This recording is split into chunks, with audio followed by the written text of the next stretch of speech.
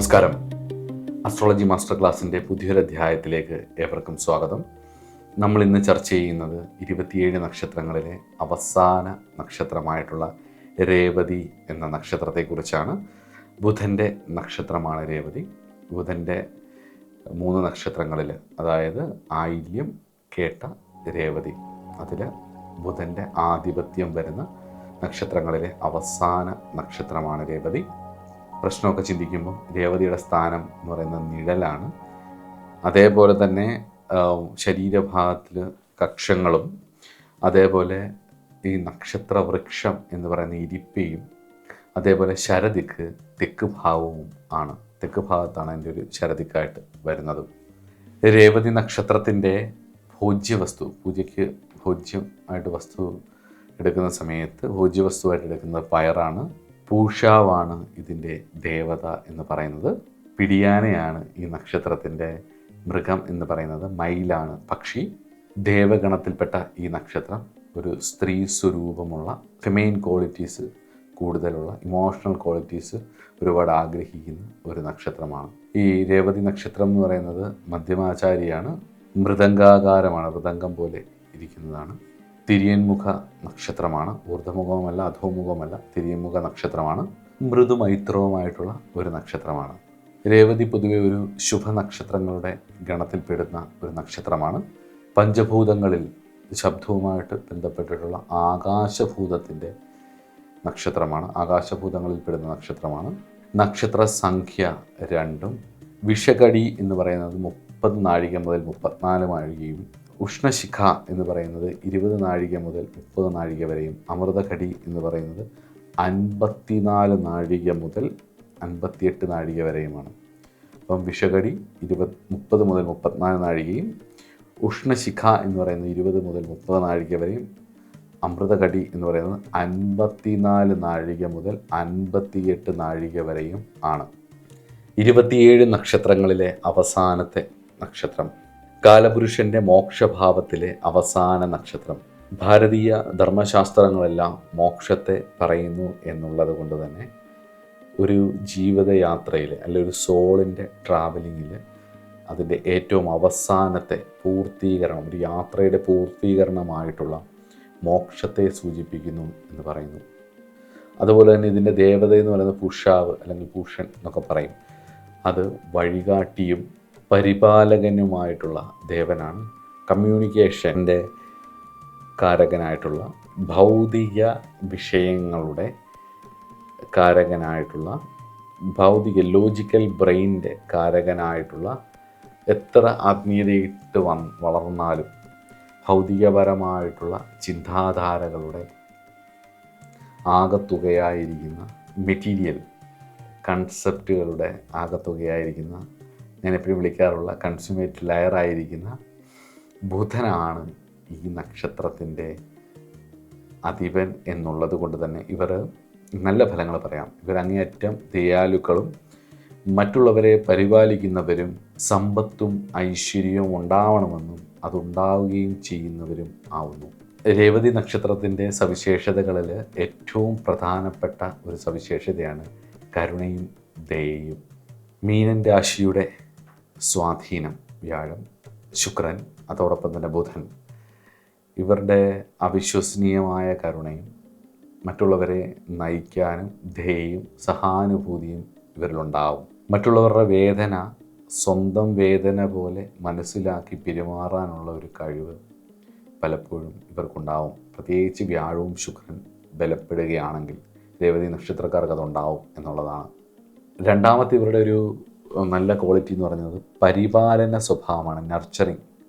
അപ്പം പൂഷൻ അല്ല പൂഷാവ് എന്ന് പറയുന്ന ദേവതയായതിനാൽ, ഈ നക്ഷത്രത്തിൻ്റെ ദേവത പൂഷാവായതിനാൽ ഈ നക്ഷത്രക്കാർ തങ്ങളുടെ ചുറ്റുമുള്ളവരെ, പ്രത്യേകിച്ച് കുടുംബാംഗങ്ങളെയും സുഹൃത്തുക്കളെയും അല്ലെങ്കിൽ ചുറ്റും ചേർന്ന് നിൽക്കുന്നവരെയും സംരക്ഷിക്കാനും പരിപാലിക്കാനും ആഗ്രഹിക്കുന്നവരായിരിക്കും എന്നുള്ളതാണ്. അതവർക്ക് ഇഷ്ടമുള്ളതുമാണ്.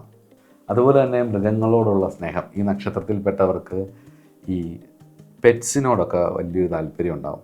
വളർത്തു മൃഗങ്ങളോടും അല്ലെങ്കിൽ പ്രത്യേകിച്ച് പക്ഷികളെ വളർത്തുന്നതിനും അതേപോലെ കൊച്ചു കുട്ടികളോടും ഒക്കെ ഒരു താല്പര്യമുള്ളവരായിരിക്കും. ആ ഒരു കുട്ടിത്തം, അവരോട് ഭയങ്കര ഇതൊരു ഫിമെയിൽ നക്ഷത്രമാണ്. അപ്പോൾ അതുകൊണ്ട് തന്നെ അതിന് ഇവർക്കൊരു ലാളന കിട്ടുകയും ഇവർക്ക് ലാളിക്കാൻ പറ്റുന്നതുമായിട്ടുള്ള കാര്യങ്ങളോട് ഇവർക്കൊരു പ്രത്യേക സ്നേഹമുണ്ടാകും. അതുകൊണ്ട് തന്നെ മൃഗങ്ങളോടൊക്കെ ഞാൻ കുറേ രേവതിക്കാരെ കണ്ടു, ഈ വളർത്തുമൃഗങ്ങളെയൊക്കെ നന്നായിട്ട് കൊണ്ട് നടക്കുന്നതുമൊക്കെ നല്ല ഭംഗിയായിട്ട് അവർ കൊണ്ട് നടക്കുന്നത് കണ്ടിട്ടുണ്ട്. പ്രത്യേകിച്ച് പശുവിനെയൊക്കെ വളർത്തുന്ന നമ്മുടെ ഒരു സുഹൃത്തുണ്ട്, രേവതി നക്ഷത്രത്തിലുള്ള. അയാൾ വലിയ പൊസിഷനിലൊക്കെ ജോലി ചെയ്തിട്ട് അതെല്ലാം കളഞ്ഞിട്ട് ശരിക്കും ആഗ്രഹിച്ച് ഇതുങ്ങളെയൊക്കെ നോക്കാനും ഒക്കെ ആഗ്രഹിച്ച് അയാളുടെ ഫാമിലിയൊക്കെ ചെന്ന് കഴിഞ്ഞ് കഴിഞ്ഞാൽ പാട്ടൊക്കെ വെച്ച് കൊടുത്ത് പശുവിനെയൊക്കെ നോക്കി അതിൻ്റെ കൂടെ കൂടി ചുമ്മാതെ അതിൻ്റെ കൂടെ കുറേ സമയം സ്പെൻഡ് ചെയ്യുന്നതൊക്കെ കണ്ടിട്ടുണ്ട്. ഒരുപാട് സമയം ഇതുങ്ങളുടെ കൂടെയൊക്കെ ഇരുന്ന് ഇതുങ്ങൾ ഈ പുല്ലൊക്കെ തിന്നുന്നതൊക്കെ കണ്ട്, അവിടെ പണിക്കാരൊക്കെ ഉണ്ട്, എന്നാൽ പോലും ഇതൊക്കെ തിന്നുന്നത് കണ്ട് പുള്ളി അതൊക്കെ ആസ്വദിച്ചിരിക്കുന്നത് എൻ്റെ ശ്രദ്ധയിൽപ്പെട്ടിട്ടുണ്ട്. അപ്പം ഞാനത് ചോദിക്കുകയും ചെയ്തിട്ടുണ്ട് ഇത് ഇഷ്ടം. അപ്പോൾ പുള്ളി ഭയങ്കര ഒരു കോർപ്പറേറ്റ് കമ്പനിയിൽ ചെയ്ത ജോലിയെക്കാട്ടിലും വളരെ സുഖമാണ് ഇത് കണ്ടുകൊണ്ടിരിക്കാൻ എന്നുള്ളതാണ്. അപ്പോൾ അത് ആസ്വദിക്കാൻ അവർക്ക് കഴിയുന്നു എന്നുള്ളത് ഒരു മൃഗസ്നേഹികളാവാനുള്ള സാധ്യത വളരെ കൂടുതലാണ്. അതുപോലെ തന്നെ സമ്പത്തും ഐശ്വര്യവും ഇവർക്കുണ്ടാവും എന്നുള്ളതാണ്. രേവതി എന്ന വാക്കിന് സമ്പത്ത് എന്നൊരർത്ഥവും കൂടിയുണ്ട്, സമ്പന്നത എന്ന്. അപ്പം സമ്പത്തും ഐശ്വര്യവും ഉണ്ടാവാനും അതേപോലെ തന്നെ നല്ല പ്രസൻറ്റബിളായിട്ട് നടക്കാനും ഒക്കെ ഇവർക്ക് വലിയ ഇഷ്ടമായിരിക്കും. അതുകൊണ്ട് തന്നെ ഭൗതികപരമായിട്ടുള്ള വിഷയങ്ങളിൽ ഇവർക്കൊരു താല്പര്യമൊക്കെ ഉണ്ടാകും. പ്രത്യേകിച്ച് രേവതി നക്ഷത്രത്തിൽ പെട്ടിട്ടുള്ള ആൾക്കാർ, കുട്ടികളെയൊക്കെ ശ്രദ്ധിച്ചു കഴിഞ്ഞ് കഴിഞ്ഞാൽ, പെൺകുട്ടികളൊക്കെ ആണെങ്കിൽ അവർ നന്നായി ഒരുങ്ങി നടക്കാനും അവർക്ക് ഇഷ്ടമാണ്. ഭൗതികപരമായിട്ടുള്ള സന്തോഷങ്ങളും കാര്യങ്ങളൊക്കെ ഇവർക്ക് വളരെ ഇഷ്ടമാണ് എന്നുള്ളതാണ്. അതുപോലെ തന്നെ ബുദ്ധിയും ശുഭാപ്തി വിശ്വാസവും, ബുധൻ്റെ സ്വാധീനം ഇവർക്കുള്ളത് കൊണ്ട് തന്നെ ബുദ്ധിശക്തിയും നോളജിനെ അക്യൂർ ചെയ്യാനുള്ളൊരു കപ്പാസിറ്റി ഉണ്ടാവും. അതുപോലെ തന്നെ വ്യാഴത്തിൻ്റെ ക്ഷേത്രവും കൂടി ആയതിനാൽ ഇവർക്ക് ആ വ്യാഴത്തിൻ്റേതായിട്ടുള്ള ഒരു ശുഭാപ്തി വിശ്വാസവും ഇവർക്കുണ്ടാവും. അതേപോലെ തന്നെ സന്തോഷവാനായും സന്തോഷവതിയായും പോസിറ്റീവായിട്ടിരിക്കാനുമുള്ള ഇവരുടെ ഒരു ആഗ്രഹം ഉണ്ടാവും. ശുക്രൻ്റെ ഉച്ചസ്ഥലവും കൂടിയാണ്. അപ്പോൾ ആ മീനൻ രാശിയുടെ സ്വാധീനം വളരെ കൃത്യമായിട്ട് ഇതിനകത്ത് ഉണ്ട് എന്നുള്ളതാണ്. അപ്പോൾ ആ മീനൻ രാശിയുടെ സ്വാധീനം വളരെ കൃത്യമായിട്ടുള്ള ഒരു നക്ഷത്രമാണ് രേവതി എന്നുള്ളത്. കുറച്ച് സുഖിവാന്മാരും സുഖിവതികളുമായിട്ടുള്ള ആൾക്കാർ, അല്ലെങ്കിൽ അതോരോരുത്തരുടെ ജാതകത്തിൻ്റെ ഫലമനുസരിച്ചാണ്, ആ ഒരു സുഹൃത്തത്തിനനുസരിച്ചാണ് ഇത് കിട്ടുന്നത്. എന്നിരുന്നാൽ പോലും ഇവരുടെ ഉള്ളിൽ അതിനുള്ളൊരു ആഗ്രഹം ഉണ്ടാവും എന്നുള്ളതാണ്. അതുപോലെ തന്നെ യാത്രാപ്രിയരായിരിക്കും എന്നുള്ളതാണ്. ട്രാവലിംഗ് ചെയ്യാനൊക്കെ വലിയ താല്പര്യമായിരിക്കും. അത് പ്രത്യേകിച്ച് പൂഷൻ യാത്രക്കാരുടെ ദേവൻ കൂടിയാണ്, യാത്ര ചെയ്യുന്നവരുടെ ദേവൻ കൂടി ആയതിനാൽ ഇവർക്ക് യാത്രകളോട്, പ്രത്യേകിച്ച് ആത്മീയ യാത്രകളോട്, ഒരു സ്പിരിച്വൽ ലെവലിലേക്കൊക്കെ ഇവർ എത്തിക്കഴിഞ്ഞ് കഴിഞ്ഞാൽ, ഇവരുടെ ഉള്ളിൽ ആ ഒരു സ്പിരിച്വൽ ഇൻക്ലൈനേഷൻ വന്നു കഴിഞ്ഞ് കഴിഞ്ഞാൽ ചില ഇൻസിഡൻസ് ഇവർക്കുണ്ടാവും മധ്യവയസ്സിലൊക്കെ. അപ്പോൾ അവിടെ ഒരു ഇൻസിഡൻ്റ് ഉണ്ടായിട്ട് ഇവർക്ക് അതുവരെയുള്ള രീതികൾ മാറി, ട്രാക്ക് മാറി അവർ ഒരു സ്പിരിച്വൽ തലത്തിലേക്ക് ഉയരുകയും ആധ്യാത്മിക യാത്രകളോടും ഒക്കെ ഇവർക്ക് താല്പര്യമുണ്ടാവും. ഒരു സോക്കോൾഡ് സ്പിരിച്വാലിറ്റിയോട് താല്പര്യം ഇല്ലാത്തവർ പോലും ഞാൻ 1-2 പേര് കണ്ടിട്ടുണ്ട്. അപ്പോൾ അവർക്ക് ഒരു സോക്കോൾഡ് സ്പിരിച്വൽ താല്പര്യങ്ങളില്ല, അമ്പലത്തിൽ പോവുക, പ്രാർത്ഥിക്കുക, അങ്ങനെയൊന്നുമില്ല. എന്നിരുന്നാൽ പോലും അവരെ ഈ നേച്ചറിനോടും യൂണിവേഴ്സിനോടുമൊക്കെ വല്ലാതെ താല്പര്യപ്പെടുകയും കാട്ടിലൊക്കെ പോയി ഒറ്റയ്ക്ക് ടെൻ്റ് അടിച്ച് താമസിക്കുകയും യാത്രകളെ ഒരുപാട് സ്നേഹിക്കുകയും അവിടെയൊക്കെ പോയിരിക്കുകയും അവിടുത്തെ ആ ഒരു പ്യുവർ എയറും അല്ലെങ്കിൽ ഒരു നല്ല അറ്റ്മോസ്ഫിയറിലൊക്കെ, പ്രത്യേകിച്ച് ഉത്തരാഖണ്ഡിലൊക്കെ പോയ സമയത്ത് ഞാൻ എനിക്കൊരു രീതിയുണ്ട്. നമ്മുടെ അടുത്ത് ഇപ്പോൾ ഞാൻ ട്രാവൽ ചെയ്യുന്ന സമയത്ത് എൻ്റെ കൂടെയൊക്കെ വരുന്ന ആൾക്കാരൊക്കെ ഉണ്ടെന്നുണ്ടെങ്കിൽ ഞാൻ ചുമ്മാ അവരുടെ കുറേ നേരം അവരുടെ സംസാരവും രീതികളൊക്കെ കാണുമ്പം സ്വാഭാവികമായിട്ടും ചില സമയത്ത് അത്ര അടുപ്പമൊക്കെ വന്നു കഴിഞ്ഞാൽ ഡേറ്റ് ഓഫ് ബർത്തൊക്കെ വാങ്ങിച്ച് ചുമ്മാതെ നോക്കുകയും, അല്ലെങ്കിൽ ഫോണൊക്കെ ഉണ്ടല്ലോ, ഇപ്പോൾ നമ്മുടെ എപ്പോഴും ആപ്ലിക്കേഷൻസ് ഫോൺ കയ്യിലുണ്ടെങ്കിൽ ഇത് കാണുമ്പം നക്ഷത്രമൊക്കെ നോക്കിയിട്ട് ഇവരുടെ നേച്ചറൊക്കെ മനസ്സിലാക്കി വെച്ചിട്ട് ഞാൻ ആ ഹൊറോസ്കോപ്പൊക്കെ സേവ് ചെയ്ത് വെക്കുന്നൊരു പരിപാടിയുണ്ട്. ഓരോ ഇതിൽ അങ്ങനെ ചെയ്തിട്ടുണ്ട്. അപ്പോൾ ഈ യാത്ര പോയതിനെക്കുറിച്ച് പറഞ്ഞപ്പോഴാണ് രേവതി നക്ഷത്രത്തെക്കുറിച്ചൊരു വീഡിയോ ഞാൻ നേരത്തെ ചെയ്തിരുന്നു. അത് ഉത്തരാഖണ്ഡ് യാത്രയിലാണ് ഞാൻ അതിൻ്റെ സ്ക്രിപ്റ്റ് സെറ്റ് ചെയ്തെങ്കിലും, പക്ഷെ അന്ന് എനിക്ക് അവസാനം പനിയൊക്കെ പിടിച്ചത് കാരണം എനിക്കത് ചെയ്യാൻ പറ്റിയില്ല. പക്ഷെ അത് ഞാൻ പിന്നീട് നാട്ടിൽ വന്ന ശേഷമാണ് അത് പൂർത്തീകരിച്ചത്. ആ വീഡിയോയും ഡിസ്ക്രിപ്ഷൻ ബോക്സിൽ കൊടുത്തിട്ടുണ്ട്. അത് ഞാൻ അന്ന് ചെയ്തതാണ്. യൂട്യൂബിൽ കുറേ കാലമായിട്ട് കിടക്കുന്നത്. അപ്പോൾ അത് കാണുകയും ചെയ്യുക. ഡിസ്ക്രിപ്ഷൻ ബോക്സിലുണ്ട്. അതിനകത്തും കുറേ ഒബ്സർവേഷൻസ് ഞാൻ കൊടുത്തിട്ടുണ്ട്. ഇനി നമുക്ക് ദോഷഫലങ്ങൾ നോക്കാം. കുറേ നല്ല കാര്യങ്ങൾ പറഞ്ഞു. ഇനി ദോഷഫലങ്ങൾ നോക്കാം രേവതി നക്ഷത്രക്കാരുടെ. ഒന്നാമത്തേത് അമിതമായിട്ടുള്ള ആത്മസമർപ്പണം എന്ന് വേണേൽ പറയാം. ആത്മസമർപ്പണം എന്ന് പറയുന്നതിനേക്കാൾ ഉപരി അമിതമായിട്ടുള്ള അറ്റാച്ച്മെൻറ്റ്സ് ഒരു ബാഡ് എഫക്റ്റ് ആൻഡ് ചലഞ്ചാണ്. ഇവർ ഏതെങ്കിലും ഒരു വിഷയത്തോടെ അല്ലെങ്കിൽ മറ്റുള്ളവരെ സഹായിക്കണം എന്നുള്ള ആഗ്രഹം നിമിത്തം ആരോഗ്യം, ധനം, സമയം എന്നിവയെ നോക്കാതെയുള്ള, നമ്മുടെ ആരോഗ്യം, നമ്മുടെ ധനം, നമ്മുടെ സമയം ഒന്നും നോക്കാതെയുള്ള അവരോടുള്ള അറ്റാച്ച്മെൻറ്റ് കാരണം ചെയ്യുന്ന ചില ആത്മസമർപ്പണമായിട്ടുള്ള കാര്യങ്ങൾ ഉറപ്പായിട്ടും ഒരു എക്സ്പെക്റ്റേഷൻ കാണുമല്ലോ. യോഗ്യമാരൊന്നും അല്ലല്ലോ. അപ്പം എക്സ്പെക്റ്റേഷൻ കാരണം മറ്റുള്ളവർ ചൂഷണം ചെയ്യുകയോ അത് നിമിത്തം മാനസികമായിട്ടുള്ള വേദനകൾക്ക് കാരണമാവുകയോ ചെയ്യാനുള്ള കാര്യങ്ങൾ ഉണ്ട് എന്നുള്ളത് ഓർക്കുക.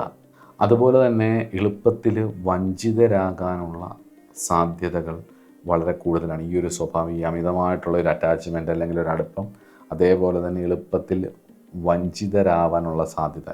എല്ലാവരെയും തുടക്കകാലങ്ങളിൽ അന്ധമായി വിശ്വസിക്കുന്നത് കാരണം എളുപ്പത്തിൽ ചിലപ്പോൾ ചതിക്കുഴിയിലോ അല്ലെങ്കിൽ ജീവിതത്തിലോ ഒന്ന് കയറി വരുമ്പം തളർന്നു വീഴുകയോ ഒക്കെ ചെയ്യാനുള്ള സാധ്യതകൾ വളരെ കൂടുതലാണ്. അതേപോലെ തന്നെ വേറൊരു പ്രശ്നമായിട്ട് എനിക്ക് തോന്നിയിട്ടുള്ള തീരുമാനങ്ങൾ എടുക്കാനുള്ള ബുദ്ധിമുട്ടാണ്. മീനൻ രാശിയുടെയും ബുധൻ്റെയും ഇരട്ട സ്വഭാവങ്ങൾ. ബുധൻ ഒരു ഇരട്ട സ്വഭാവമുണ്ട്. ബുധൻ്റെ രാശിയിൽ എപ്പോഴും ഒരു അൺസർട്ടിനിറ്റി ഉണ്ട്. ഇപ്പം മിഥുനത്തിനാണെങ്കിലും ഒരു രണ്ട് സ്വഭാവമുണ്ട് അവിടെ. വീണ വായിക്കുന്ന സ്ത്രീയും ഗതാധാരിയായ പുരുഷനുമാണ്.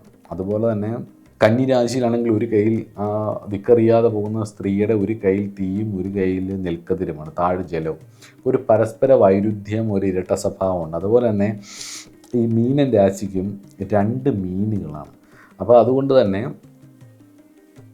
ഈ മീനൻ രാശിയുടെയും ഈ ബുധൻ്റെയും ഈ ഡ്യുവൽ നേച്ചർ കാരണം, ഈ ഒരു ഇരട്ട സ്വഭാവം കാരണം പൊതുവെ ഈ രാശിയെല്ലാം ഉഭയരാശികളുമാണ്. ചരം, സ്ഥിരം, ഉഭയം, അങ്ങനെയാണ് രാശി തിരിക്കുന്നത്. അതിൽ ഉഭയരാശികളാണ് ഇത് മൂന്നും. അതുകൊണ്ട് തന്നെ ഇവർക്കൊരു തീരുമാനമെടുക്കാൻ വലിയ പാടായിരിക്കും. ഒരു തീരുമാനമെടുക്കുക എന്ന് പറയുന്നത്, അതായത് എപ്പോഴും അതിൻ്റെ ഒരു ചലഞ്ചസ്, തീരുമാനമെടുക്കുന്നതിലൊരു ചലഞ്ച് ഇവരെപ്പോഴും ഫേസ് ചെയ്യും എന്നുള്ളതാണ്. എടുത്തു കഴിഞ്ഞാൽ ഇവർ മാറില്ല. പക്ഷേ വേണോ വേണ്ടയോ എന്നുള്ളൊരു ഇത് മിക്കപ്പോഴും തീരുമാനങ്ങൾ എടുത്ത്, കാരണം അറ്റാച്ച്മെൻറ്റുകൾ കാരണവും മറ്റുള്ളവരോട് നോ പറയാനുള്ള പാട് കാരണവും ഒക്കെ തീരുമാനങ്ങളെടുത്ത് വൻ പരാജയത്തിൽ പോകുന്നതും കണ്ടിട്ടുണ്ട്. അല്ലെങ്കിൽ വേദനാജനകമായിട്ടുള്ള അനുഭവങ്ങളിലൂടെ കടന്നു പോകുന്നതും കണ്ടിട്ടുണ്ട്. അതുപോലെ തന്നെ ഇവരുടെ മറ്റൊരു പ്രശ്നമായിട്ട് തോന്നിയിട്ടുള്ള ആരോഗ്യ പ്രശ്നങ്ങളാണ്. ഒന്ന് മാറി ഇങ്ങനെ നിരന്തരമായിട്ട് ഇവരെ ആരോഗ്യം അലട്ടിക്കൊണ്ടിരിക്കും എന്നുള്ളതാണ്. ആരോഗ്യ പ്രശ്നങ്ങളുണ്ടാവും. കാലുകൾക്കോ ജോയിൻസിനോ ഇല്ലെങ്കിൽ കക്ഷത്തിൻ്റെ ഭാഗത്തോ ഒക്കെ ഉണ്ടാകുന്ന അസുഖങ്ങൾ ഇവർക്ക് നിരന്തരമായിട്ട് ഉണ്ടാവും. ചിലപ്പോൾ പ്രതിരോധശേഷി കുറയും, ഇല്ലെങ്കിൽ പാദങ്ങളിലുണ്ടാവുന്ന അസുഖങ്ങൾ വരും. ഡിസ്ക് അല്ലെങ്കിൽ കാലിനൊക്കെ ഉണ്ടാകുന്ന ബുദ്ധിമുട്ടുകൾ, കഷങ്ങളിലൊക്കെ ഉണ്ടാകുന്ന, കഷമാണ് ഈ നക്ഷത്രത്തിൻ്റെ ശരീരഭാഗം. അപ്പം കഷങ്ങളിലൊക്കെ ഉണ്ടാകുന്ന അസുഖങ്ങൾ, ഇതൊക്കെ ഇവർക്ക് വരാൻ സാധ്യതയുണ്ട്.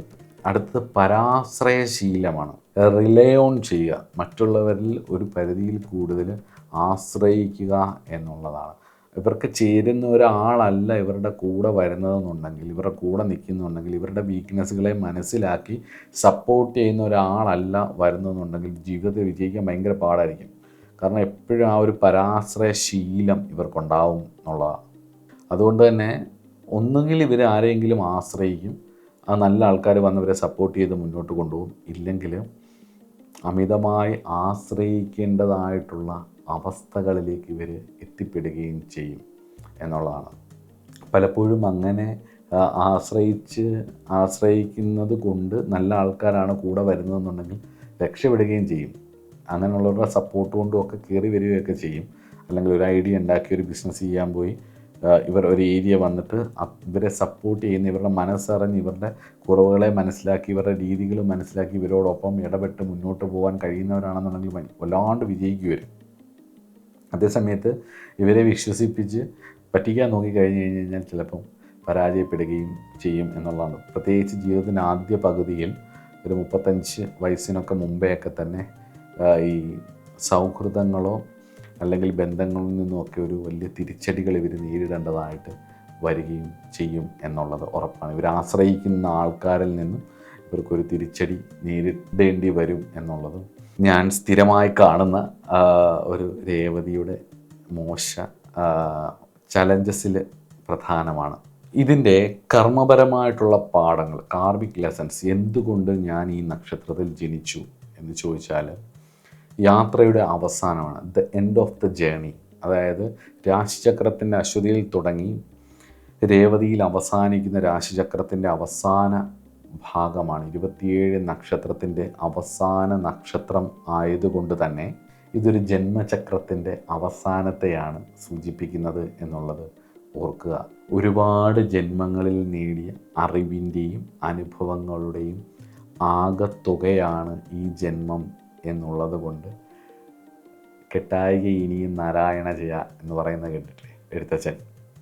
അപ്പം ഇനിയും കർമ്മങ്ങൾ വലിച്ചു വെക്കാതെ ഈ ജന്മം നിങ്ങൾക്കൊരു നിയോഗം ഉണ്ടാവും. ആ നിയോഗത്തെ ഭംഗിയായി മനസ്സിലാക്കി അതിൽ മാത്രം ഫോക്കസ് ചെയ്ത് മുന്നോട്ട് പോയാൽ മോക്ഷത്തിലേക്ക് അടുക്കുന്ന ഹയർ സോളായി മാറുകയും ചെയ്യുമെന്നുള്ളത് സംശയമില്ല.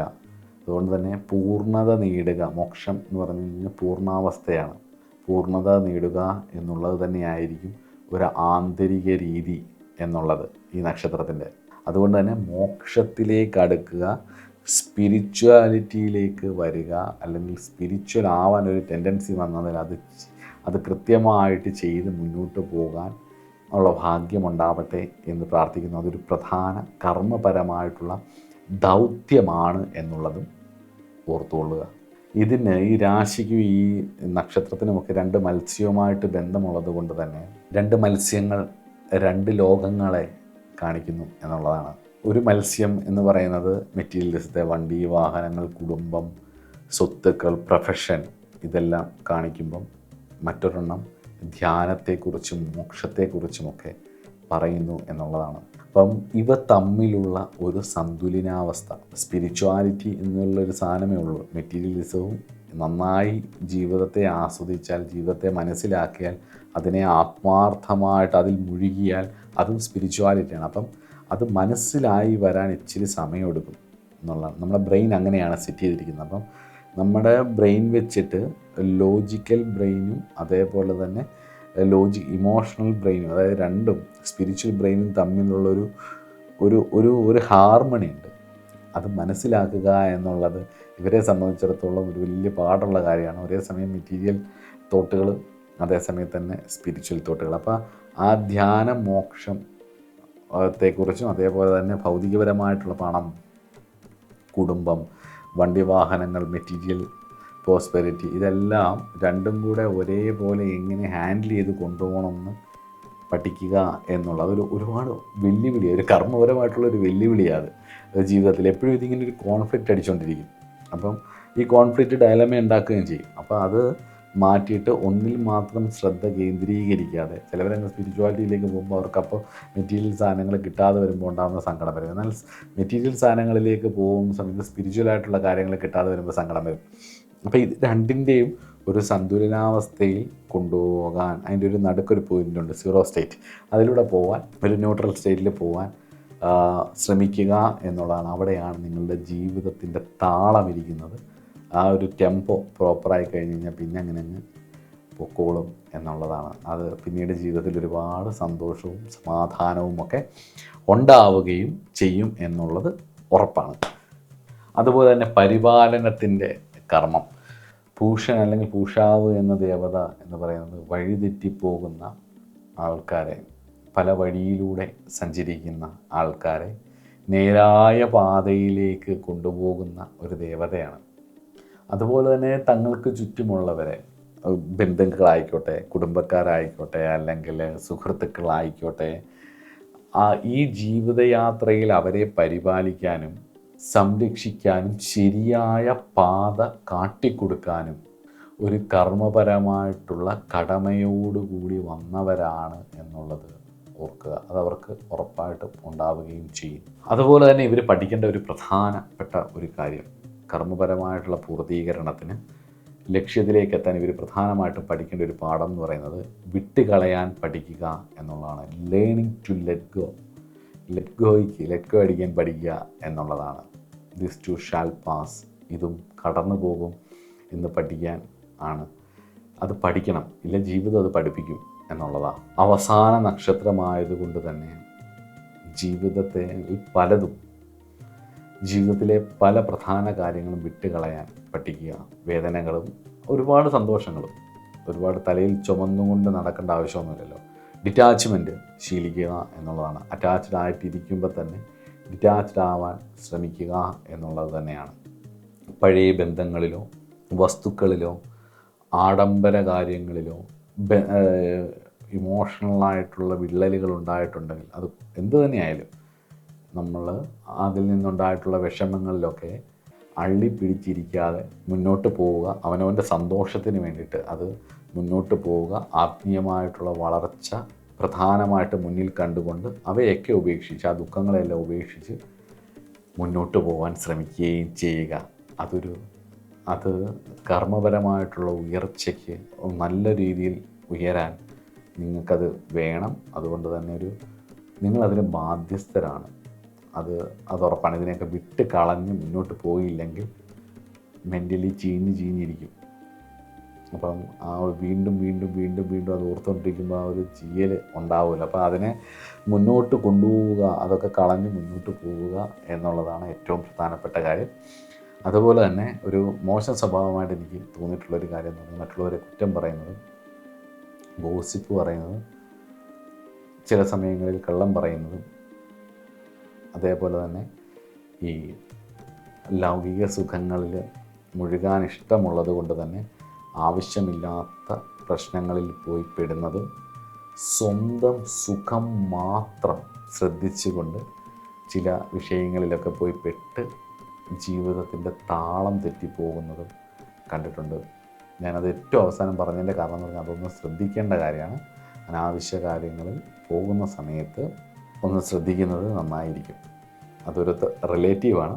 അത് ആവശ്യമോ അനാവശ്യമോ ഒക്കെ റിലേറ്റീവാണ്. പക്ഷെ എന്നാലും ഒരു സൂചന നൽകുക എന്നുള്ളത് എൻ്റെ ധർമ്മമായതുകൊണ്ട് ഞാൻ പറയുന്നത്, പലപ്പോഴും ജീവിതത്തിൽ വിട്ടുപോകുന്നത് ഈ ഗോസിപ്പിങ് പോലുള്ള കാര്യങ്ങൾ,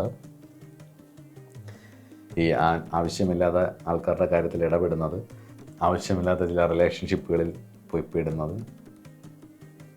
എടുത്തുചാട്ടം, അതുപോലെ തന്നെ ഈ പിടിവാദം.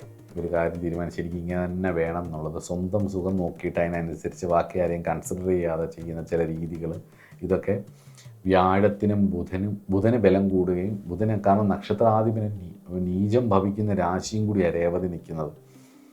മനസ്സിലാവുന്നുണ്ടോ? നക്ഷത്രാധിപൻ നീചം ഭവിക്കുന്ന രാശിയാണ് മീനം എന്ന് പറയുന്നത്. അവിടെയാണ് രേവതി നക്ഷത്രം വീഴുന്നത്. അപ്പം സ്വാഭാവികമായിട്ടും ആ ഒരു വ്യാഴത്തിൻ്റെയും ശുക്രൻ്റെയും ബലക്ഷയം വന്നാൽ ആ ബുധൻ്റെ നീച സ്വഭാവങ്ങൾ കാണിക്കും. ബുധനെക്കുറിച്ച് പറഞ്ഞൊരു വീഡിയോ ഉണ്ട്, അത് നിങ്ങൾ പ്ലാനറ്റ്സ് എന്ന് പറയുന്ന നമ്മുടെ പ്ലേലിസ്റ്റിൽ പോയി നോക്കിയാൽ മതി. അതിനകത്ത് ബുധൻ്റെ നല്ല ക്വാളിറ്റികളും മോശ ക്വാളിറ്റികളും പറയുന്നുണ്ട്. അതിൽ ബുധൻ മോശമായാൽ, വ്യാഴവും ശുക്രനും ബലക്ഷയം വന്നിട്ട് ബുധനാണ് ബല കൂടുതലെങ്കിൽ ഈ നക്ഷത്രത്തിൽ ഒരുപാട് നമുക്ക് വിശ്വസിക്കാൻ പറ്റാത്ത ഒരുപാട് കാര്യങ്ങൾ ഇവരുടെ ഭാഗത്തു നിന്നുണ്ടാവുകയും ചെയ്യുമെന്ന് ഓർമ്മിപ്പിച്ചുകൊണ്ട് നമുക്ക് ഈ നക്ഷത്രത്തിൽ ഉണ്ടാവാൻ സാധ്യതയുള്ള രോഗങ്ങളെക്കുറിച്ച് നോക്കാം. എന്താ? മീനൻ രാശിയിൽ 16 ഡിഗ്രി 40 മുതൽ 30 ഡിഗ്രി വരെയുള്ള ഭാഗത്താണ് രേവതി നക്ഷത്രം വരുന്നത്. 27ാമത്തെ നക്ഷത്രമാണ്. നക്ഷത്രാധിപൻ ബുധനാണ്. കക്ഷത്തിലുണ്ടാവുന്ന പരുക്കൾ, കുരുക്കൾ, കാൽപാദങ്ങളിലെ വൈരൂപ്യം, വൈകല്യം, ആഭിചാരജന്യ രോഗങ്ങൾ, ഉദരരോഗം, ബധിരത, അതേപോലെ മൂകത്വം, മൗനമാവുന്നത്, കണങ്കാലിലെ വേദന നിമിത്തം പാദങ്ങൾ നിലത്ത് ഊന്നാനാവാത്ത രോഗങ്ങൾ, അംഗവൈകല്യം, മാനസിക രോഗങ്ങളും വൈകല്യങ്ങളും, അതുപോലെ തന്നെ ഇവർക്ക് പെട്ടെന്ന് കണ്ണും അതുപോലുള്ള കാര്യങ്ങളൊക്കെ പെട്ടെന്ന് അടിക്കും.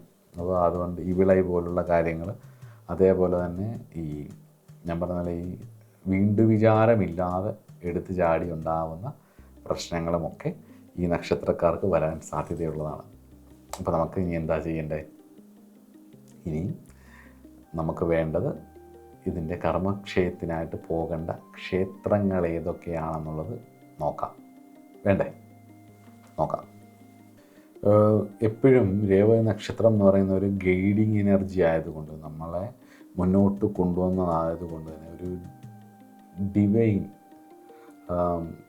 എനർജി, അല്ലെങ്കിൽ ഒരു നമ്മളെ സീക്ക് എന്തെങ്കിലും പഠിപ്പിക്കാൻ തോന്നിപ്പിക്കുന്ന, അല്ലെങ്കിൽ ഈശ്വരീയ വിഷയങ്ങളെ കുറിച്ച് അറിയാൻ ഉള്ളിൽ എപ്പോഴും ഒരു ത്വരയുണ്ടാവും ഇതിനെക്കുറിച്ച് അറിയാനും എന്നൊക്കെ. അപ്പോൾ അതിന് വേണ്ടിയിട്ടുള്ള ഒരു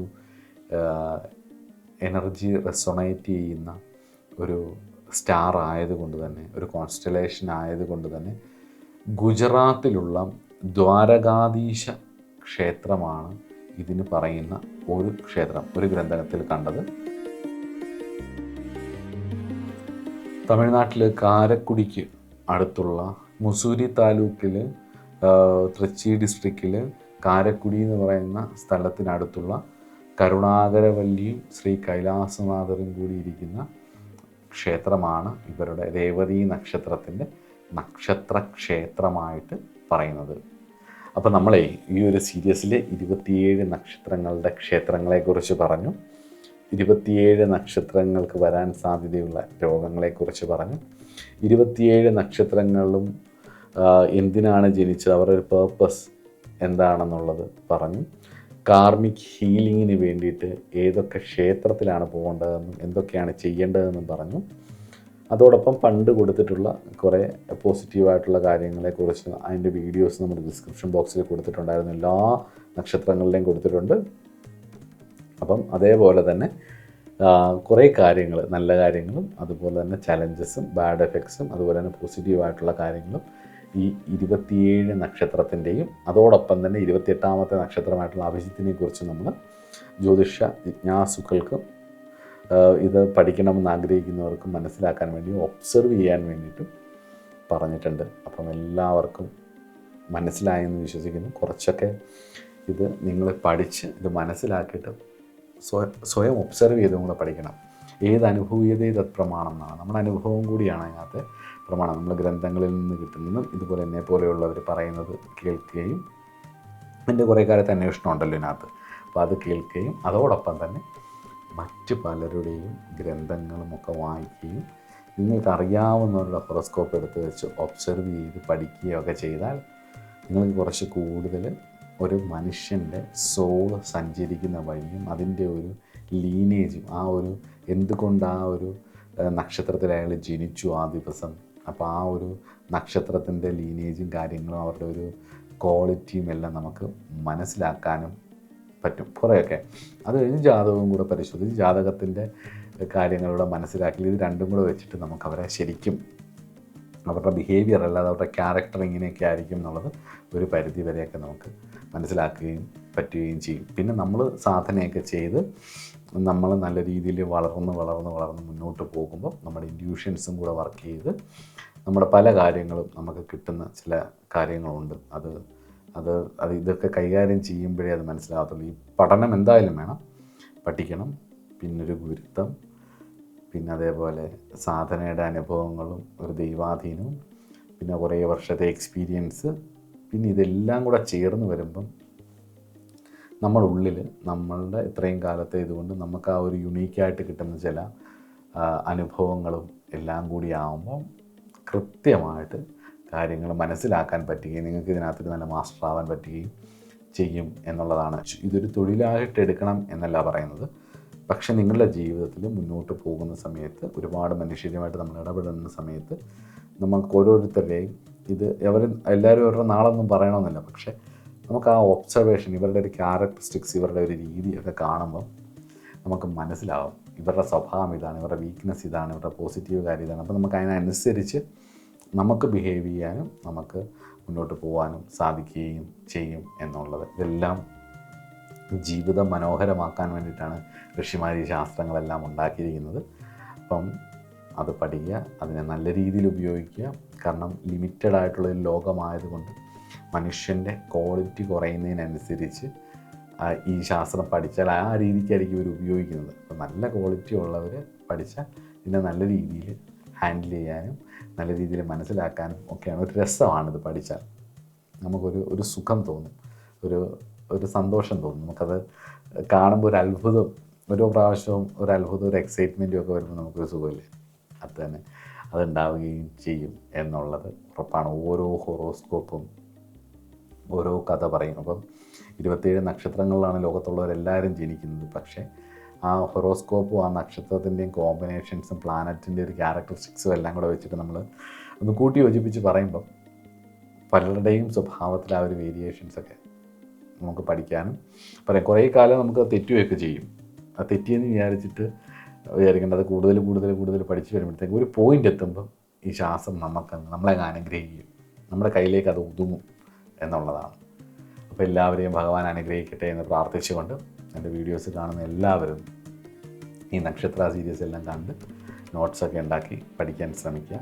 എല്ലാവിധ ഐശ്വര്യവും അനുഗ്രഹവും ഭഗവാൻ തരട്ടെ എന്ന് പ്രാർത്ഥിച്ചുകൊണ്ട് നമ്മൾ ആ നക്ഷത്ര സീരീസ് കഴിഞ്ഞ് ഒരു പുതിയൊരു വിഷയങ്ങളുമായിട്ട് നമുക്ക് അടുത്ത ക്ലാസ്സിൽ കാണാം. നമസ്കാരം.